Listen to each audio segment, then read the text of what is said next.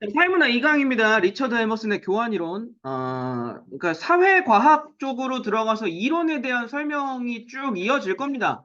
그러니까 뭔가 굉장히 생소한 개념들처럼 느껴지겠지만 사실상 사회과학은 실제 우리 사회의 모습, 실제 어떤 국가의 모습 여기에 대응시켜서 딱 이해하기가 정말 좋게 돼 있어요. 그러니까 일반적인 과학기술 지문이랑은 조금 내용이 다르죠.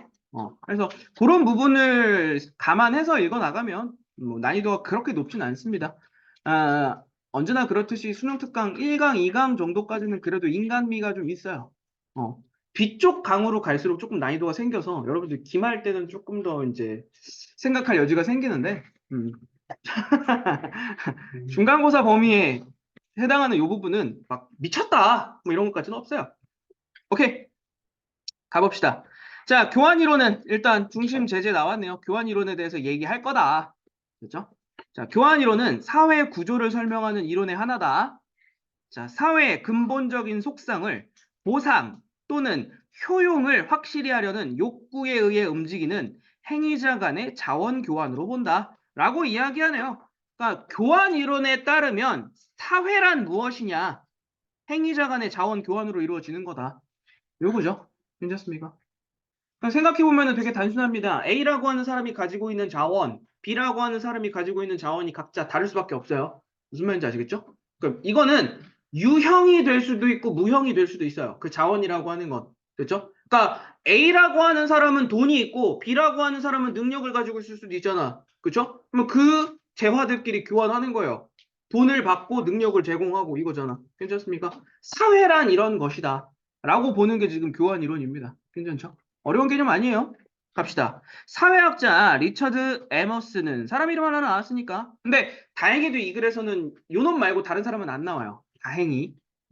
됐죠? 리처드 에머스는 개인 및 집합적 행위자 간의 교환이 동일한 기본 원리를 바탕으로 이해 가능한지를 탐구하였다. 그냥 이 얘기입니다, 지금. 자, 방금 전에 내가 했던 것처럼 A와 B 사이의 교환, C와 D 사이의 교환, 각자 다 전부 다른 개별 사례들의 교환이란 말이지. 근데 그런 교환 사례들을 일반적으로 설명할 수 있는 어떤 이론이 있지 않을까라고 고민을 했다고.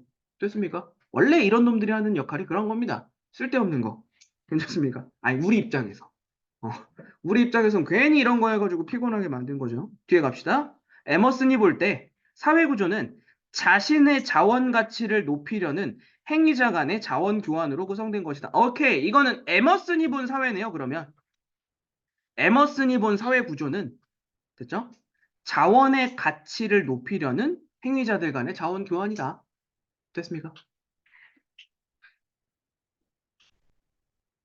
넘어가도 되겠네요. 음. 자, 다음 문단 내려가 보겠습니다. 교환은, 됐죠?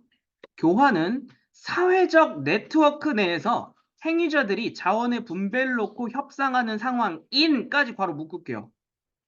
여기 요만큼. 교환은 끊어주시고. 그렇죠?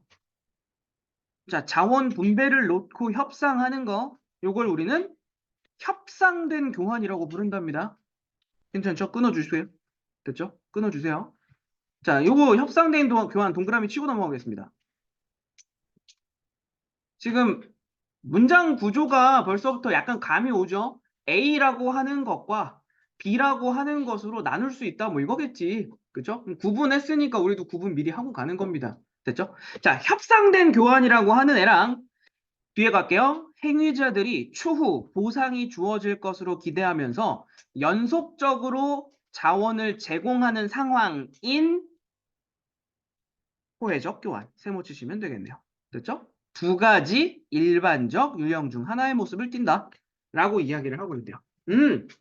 교환은 협상된 교환과 호혜적 교환이라는 일반적 유형 중 하나의 모습을 띠게 된다. 괜찮습니까? 자, 하나씩 하나씩 까서 설명하겠죠? 뭐 이게 편의상 동그라미, 동그라미, 동그라미, 동그라미, 반면에 세모, 세모, 세모, 세모 갈 수도 있어요. 됐죠? 이거는 지금 이 수능 특강 교재에 있는 텍스트가 아니더라도 모든 비문학 독서 텍스트는 다 그렇게 되어 있습니다. 동그라미, 동그라미, 동그라미, 동그라미, 반면에 세모, 세모, 세모, 세모 이거나 동그라미, 세모, 동그라미, 세모, 동그라미, 세모. 괜찮죠? 뭐둘 중에 하나일 거예요, 보통. 괜찮습니까? 가볼게요. 협상된 교환 동그라미의 특징은 됐죠? 작동하는데 오랜 시간이 소요된다. 오랜 시간이 소요된다. 동그라미. 비용과 이익에 대한 명시적 인식과 계산이 포함된다.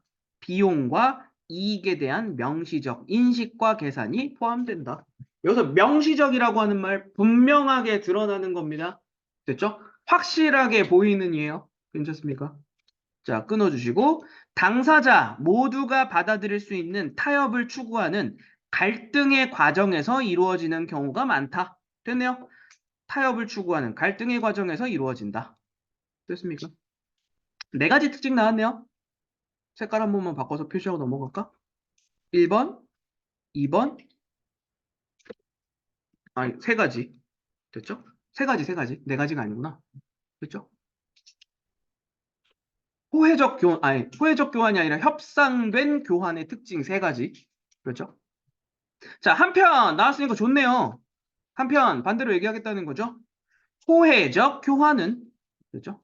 호혜적 교환은 한 당사자가 다른 당사자에게 일방적으로 자원을 주는 것. 됐죠? 일방적이라는 게 조금 특징이 되네요.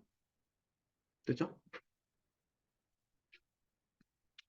그리고 가치 있는 자원으로 갚으리라는 기대.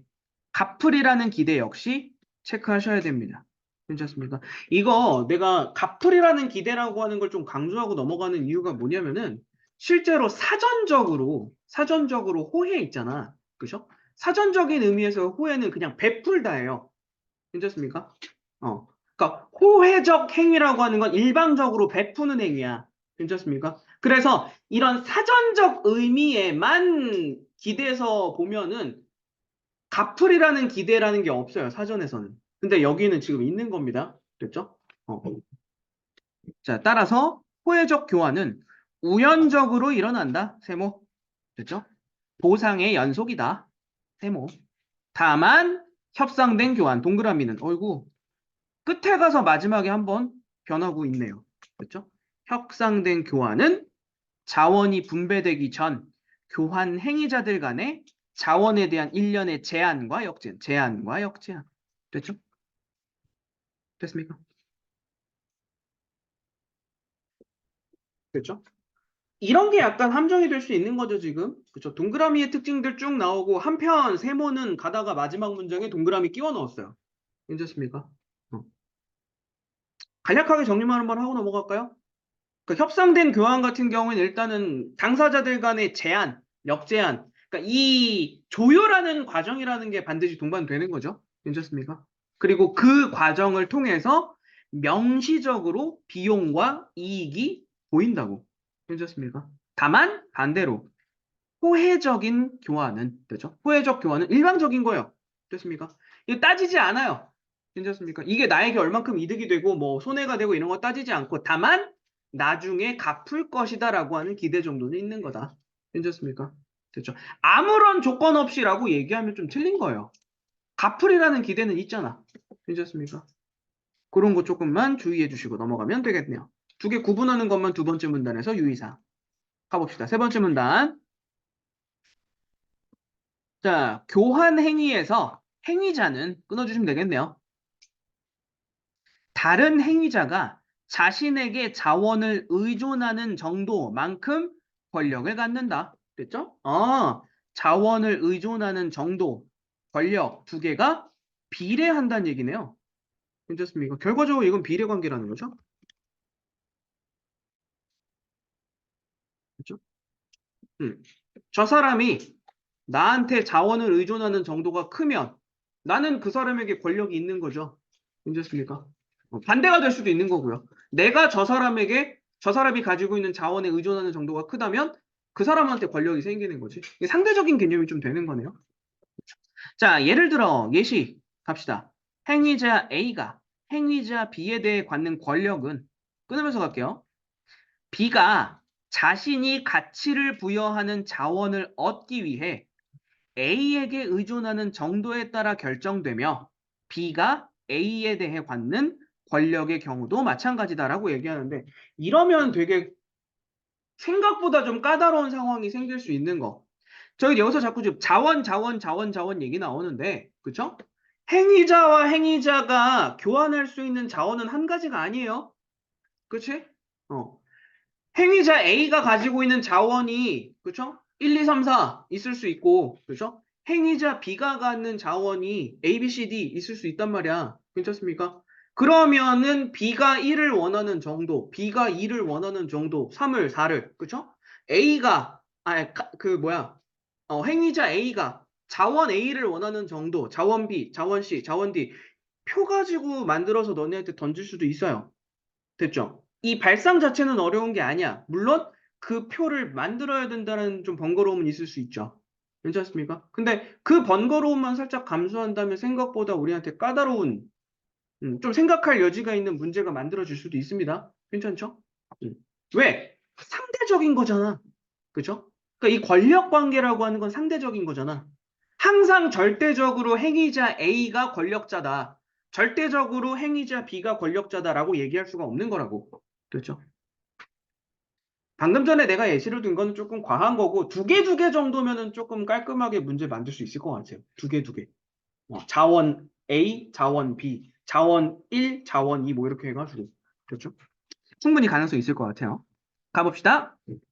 의존은 권력의 궁극적인 원천이며, 방금 전까지 얘기했던 거죠. 어, 의존하는 게 커지면 권력이 생기는 거니까. 됐죠? 의존은 권력의 원천이다. 됐죠? 그리고 다른 행위자가 추구하는 자원이 높은 가치를 가지는 정도와 끊고요. 이 자원의 대안이 매우 적거나 또는 추구하기에 비용이 너무 많이 드는 정도에 따라 의존의 크기가 결정된다. 됐죠? 그럼 잘 보세요. 여기 지금 의존의 크기는 결과적으로 권력의 크기죠? 됐죠? 무슨 말인지 아시겠어요? 그리고 이 권력의 크기에 영향을 미치는 요소가 뭐라고? 자원이 높은 가치를 갖는 경우. 괜찮습니까? 자원이 높은 가치를 갖는 경우. 또는 대안이 매우 적은 경우. 또는 추구하기에 비용이 많이 드는 경우. 의존의 크기가 커질 것이고, 괜찮습니까? 이에 따라 권력의 크기도 커지게 되겠죠? 됐나요? 그렇죠? 그러니까 여기 쓰여 있는 글만 가지고 그냥 그렇구나 그렇구나가 아니라 이걸 가지고 새로운 명제를 자꾸 만들어 보셔야 됩니다. 괜찮죠? 이 부분 문제 없죠? 됐죠? 근데 생각보다 이건 되게 단순한 거예요. 똑같은 경우 생각할게요. 나랑, 그렇죠? 나랑 뭐 철수라고 하는 사람이 있어. 괜찮습니까? 철수가 가지고 있는 자원이, 됐죠? 되게 가치가 높은 거야. 그렇죠? 그럼 내가 그 자원을 얻어내기 위해서 더 매달리게 되겠죠? 또는 이 자원은 철수만 갖고 있어. 딴 사람한테는 얻을 수가 없어. 마찬가지죠? 그 다음에 딴 사람도 가지고 있기는 한데 내가 이 자원을 찾으러 다니고 얻기 위해서 철수한테 지불해야 하는 비용보다 훨씬 더 많은 비용을 지불해야 돼. 그럼 당연히 철수한테 매달려야지. 괜찮습니까? 각각의 경우 지금 그거 얘기하는 겁니다. 그렇죠? 뭐 보편적인 이야기를 하고 있는 거예요. 원래 사회과학이라는 게 그렇습니다. 그렇죠? 말이 어려워서 그렇지 실제 사례에 적용해서 해석해보면 그다지 어려운 내용 아니에요. 뒤에 넘어가서 볼게요. 자, 두 행위자는 모두 상당한 정도의 상호 의존성을 보일 수 있는데, 됐죠? 자, 각자가 상대방에 대해 큰 권력을 부여하고, 그럼으로써 교환 관계에서 권력의 총량 또는 평균값이 커지기 때문에. 자, 지금 이 얘기하는 겁니다. 내가 철수에게 원하는 자원, 철수가 나에게 원하는 자원, 맞죠? 서로 상호 의존적이 된다고. 괜찮습니까? 그러면 그때 철수에게 권력이 생기고 나에게 철수에 대한 권력이 생기고. 됐죠? 나에 대한 철수의 권력도 생기고 서로 됐죠? 그 양이 점점 커지게 되겠죠? 자원을 더 간절히 원하게 되면 될수록 그 얘기하는 겁니다. 됐죠? 그래서 구조적 응집력 또한 증대된다. 여기서 말하는 구조적 응집력, 구성원들 간의 관계성이라고 하는 거 있잖아. 그렇죠? 더 밀접한 교환 관계가 될 수밖에 없겠죠? 됐습니까? 그 얘기하는 거죠. 어려운 거 없습니다. 됐죠? 넘어가도 되겠네요. 자, 그러나, 그쵸? 거꾸로 이제 역접 나왔네요. 그럼 이제 뭔가 다른 얘기가 나오겠지. 괜찮습니까? 그러니까 지금까지 얘기한 상호 의존적인 어떤 교환 관계라고 하는 거, 뭔가 그냥 되게 단순하고, 그죠? 단순하고 별로 나쁜 거 없어 보여요. 괜찮습니다. 자, 행위자가 교환 상대보다 많은 권력을 가지면, 아, 그래. 이게 방금 전까지 내가 예시로 들고 있던 철수와 나 사이의 교환 관계가 서로 대등했으면 상관이 없어요. 그 의존 정도가 대등했으면. 근데 그 균형이 무너지는 경우가 생기겠지? 됐습니까? 그리고 이게 일반적이에요. 이게 일반적인 상황입니다. 어떻게 똑같은 그 권력 관계를 갖겠어? 그렇죠? 자, 행위자가 교환 상대보다 더 많은 권력을 갖게 되면, 자, 이 행위자는 교환 상대의 의존을 이용하여 부가적 자원을 확보하거나, 됐죠? 부가적 자원을 확보하려고 한다. 그리고 의존적 상대방으로부터 자원을 획득하는 데 드는 비용을 줄일 수 있다. 괜찮습니까? 아, 이거는 지금 권력의 관계가, 됐죠? 대칭적이지 않은 경우, 그렇죠? 이거 얘기하고 있는 거예요, 지금. 괜찮습니까?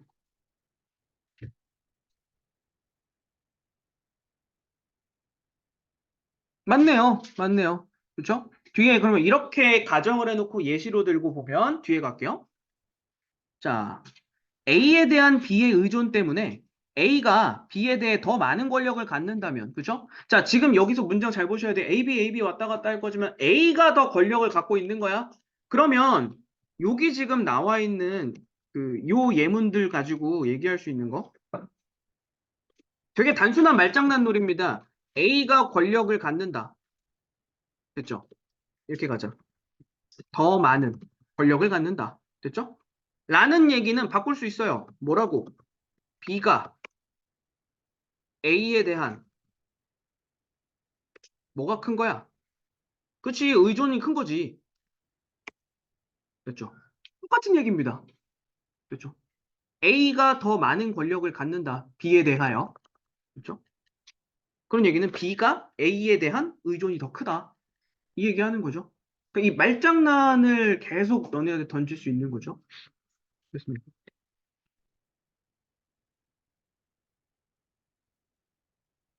A는 권력의 이점을 가지고 그것을 사용하게 된다. 됐죠? 다른 거 더 가져와 할 수도 있고, 됐죠? 다른 자원 더 가져와 할 수도 있고. 자, 이는 권력의 불균형 관계인데 지금 이거죠. 방금 권력 관계가 대칭적이지 않은 경우 이거 권력의 불균형 관계 괜찮습니까? 이거 얘기하는 겁니다. 지금 조금 눈에 띄게 표시를 해볼까? 요거 얘기하는 거죠. 지금 그렇죠? 권력의 불균형 관계에 대해서 이야기하는 게 세 번째 문단이다. 그렇죠? 자, 이때 에머스는 권력의 불균형으로 인한 권력 사용은 권력 관계에 평형을 부여하는 균등화 작동을 활성화한다. 라고 이야기를 하네요. 아, 이 불균형 관계가 생겼을 때는 균형을 향해서 나아가게 된다. 이 얘기네, 결국. 괜찮습니까?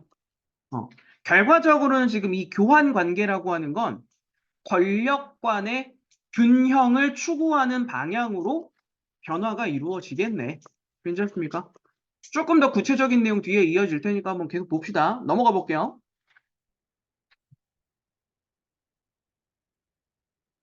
자, 계속 가보세요.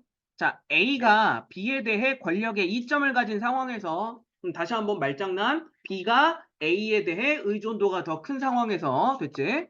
이때 B는 A가 제공하는 자원의 가치를 낮게 평가하거나 괄호 하나 할게요. A가 제공하는 자원의 가치를 낮게 평가하는 거 이거 하거나라고 생각하지 마시고요. 그냥 한다. 그죠? 낮게 평가한다.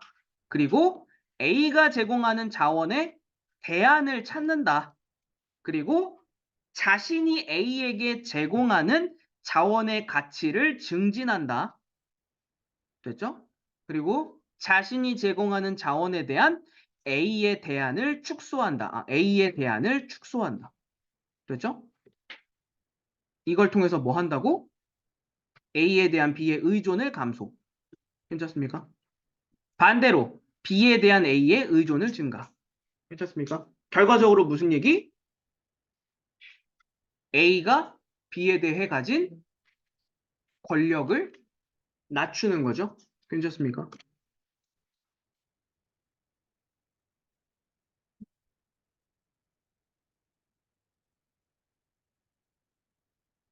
낮춤. 뭐 작게 함이 될 수도 있고요. 괜찮습니까? 문제 없죠? 음.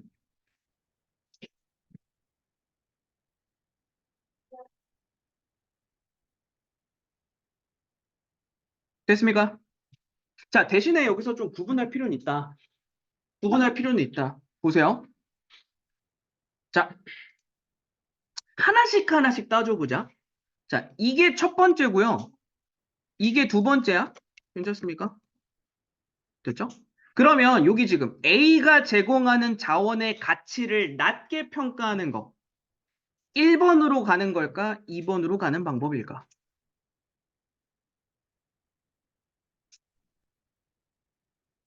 이거 1번 방향이야? 2번 방향이야? A가 제공하는 자원의 가치를 낮추는 거예요. 그쵸? 그럼 A가 가지고 있는 자원이 나한테 꼭 필요가 없는 거지. 그럼 결과적으로 1번 되는 거죠? 괜찮습니까? 됐죠? A가 제공하는 자원의 가치를 낮게 평가한다는 얘기는 A에 대한 B의 의존을 낮추는 거라고. 괜찮습니까? 됐죠? 자, 두 번째.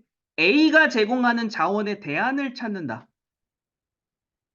A가 가지고 있는 자원이 아니어도 돼. 됐습니까? 그럼 이거 마찬가지. A에 대한 B의 의존을 낮추는 거지? 1번 되겠네요. 괜찮습니까? 그럼 뒤에 거 볼게요. 자신이 A에게 제공하는 자원의 가치를 높인대.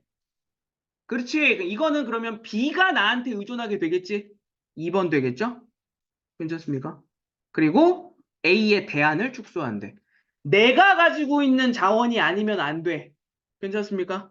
그러니까 마찬가지로 이것도 2번으로 가는 거죠. 괜찮습니까? 정리되시죠? 그죠? 각각 다릅니다, 지금. 됐나요? 네 가지 선택지 중에 어떤 선택지를 고르느냐에 따라서 결과가 달라지지. 됐습니까? 넘어가도 되겠어요? 음. 이게 생각보다 단순한 얘기인데 이거를 그냥 병렬적으로 문장의 형태로 나열해 놓으니까 나중에 정리하는 게 우리 몫이 되는 거예요, 그냥. 괜찮습니까? 내가 늘 얘기하잖아. 사실상 따지고 보면 글만 놓고 봤을 때는 되게 좋은 글이 아니라고. 무슨 말인지 아시겠죠? 음. 이렇게 간단 명료하고 처음 보는 사람도 이해하기 쉽게끔 의도적으로 쓴 글이 아니니까. 되죠? 일부러 문제가 될 만한 요소들을 감추어 놓은 글이다 보니까 이렇게 좀 혼란스러운 문장들이 좀 있는 겁니다. 그렇죠? 다음 문장 갈게요.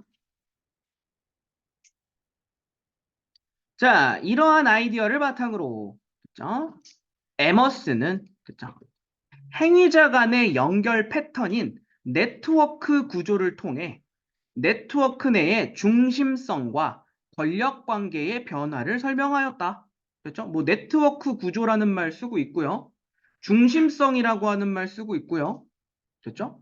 권력 관계의 변화라고 하는 말 쓰고 있고요. 괜찮습니까? 뭐 일단 키워드가 첫 번째 문단에서 나왔으니까 괜찮죠? 사실상 뭐 네트워크라고 하는 건 이제 연결되는 거니까 교환 관계를 이야기하는 거겠지? 그러니까 한번 이어서 가볼게요. 자, 중심성은 됐죠? 중심성에 대한 이야기 나오네요. 네트워크 내에 다른 위치들을 연결하는 중심이 되는 위치에 있어서 자원의 흐름을 매개한다는 의미이다. 라고 얘기하네요. 교환 관계의 중심이 되는 누군가가 있겠지. 그 사람이 중심성이라고 얘기하겠죠. 가봅시다. 에머스는 중심성을 보여주는 네트워크 내에서 끊어주고 갈게요. 최대한 짧게 가봅시다, 한번. 뭔가 좀 생소한 개념들이 많이 나왔어요. 그러니까. 높은 중심성을 가진 행위자가, 그죠? 다른 행위자들이 가치를 부여하는 자원을 적절하게 제공하지 못한다면 괜찮습니까? 괜찮죠? 그러면 자원의 흐름을 제대로 매개하지 못하는 것이다. 그렇죠? 괜찮습니까? 지금 단문으로 끊어서 지금 읽고 나가는 거예요. 다시 한번 갈게요. 자, 어떤 네트워크가 있어요. 됐죠? 중심성이 있는 네트워크, 교환 관계가 있겠지. 됐죠? 근데 그때 그 중심성을 갖는 행위자가 다른 행위자들이 가치를 부여하고 있는 그 자원을 적절하게 배분하고 제공하지 못한다면 중심성으로서의 역할을 잃었네요. 자원의 흐름을 제대로 매개하지 못하는 거. 됐습니까? 자, 그러면 권력은 그렇죠? 자원에 대한 직접적인 접근을 통제할 수 있는 다른 행위자들을 축으로 붕괴될 것이다. 이거 말이 이래서 그렇지 다른 거 없어요. 중심성이 넘어간다고. 괜찮습니까? 내가 가운데서 매개하는 역할을 제대로 못해. 근데 다른 어떤 행위자가 그 매개하는 역할을 더 잘하고 있어. 그럼 중심이 그쪽으로 옮겨간다고요. 괜찮습니까? 뭐 어려운 개념 아닙니다. 자, 예를 들어, 그렇죠? 예를 들어 봉건제 얘기가 나오네요. 오케이. 왕과 영주들의 네트워크 구조를 가정한대요. 자, 이때 왕이 중심 위치에 있대요. 왕이 중심이에요. 됐죠?